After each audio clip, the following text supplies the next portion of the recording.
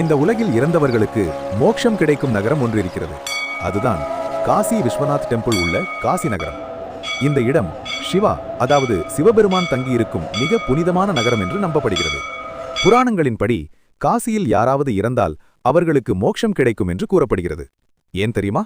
மனிதன் இறக்கும் அந்த கடைசி நொடியில் சிவபெருமான் தானே வந்து அவரின் காதில் ஒரு ரகசிய மந்திரத்தை சொல்வாராம். அந்த மந்திரம்தான் தாரக மந்திரம்.